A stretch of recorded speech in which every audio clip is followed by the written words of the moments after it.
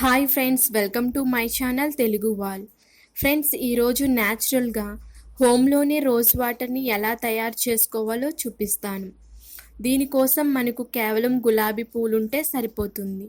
ఇది 100% natural, side effects అంటూ ఏమీ ఉండవు. ఓకే ఫ్రెండ్స్, ఈ వీడియోని పూర్తిగా చూసే ముందు మీరు కనుక ఈ ఛానల్ని సబ్స్క్రైబ్ చేసుకోకపోతే తప్పకుండా సబ్స్క్రైబ్ చేసుకోండి. అలాగే పక్కనే ఉన్న బెల్ సింబల్ని కూడా క్లిక్ చేయండి. ఓకే ఫ్రెండ్స్, ముందుగా గులాబీ రేకులను తీసుకోవాలి. దీనినే రోజ్ పెటల్స్ అని కూడా అంటారు. ఇంటిలో పెంచుకునే రోజెస్ని తీసుకోండి, న్యాచురల్గా ఉంటుంది. ముందుగా రోజెస్ని దుమ్ము ధూళి లేకుండా క్లీన్ చేసుకోవాలి.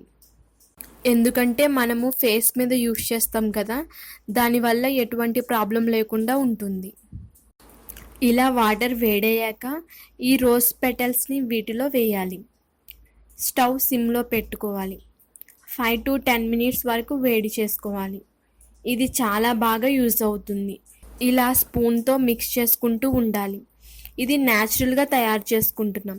ఇందులో ఎటువంటి కెమికల్స్ కూడా ఉండవు. దీనిని మనము టోనర్ లాగా యూస్ చేయవచ్చు, లేదంటే ఫేస్ ప్యాక్లో యూస్ చేయవచ్చు, ఫేస్ క్లీన్ చేసుకునేటప్పుడు కూడా యూస్ చేయవచ్చు. ఫేస్ మీద ఉన్న ట్యాన్ని రిమూవ్ చేసుకోవడానికి కూడా యూస్ చేయవచ్చు.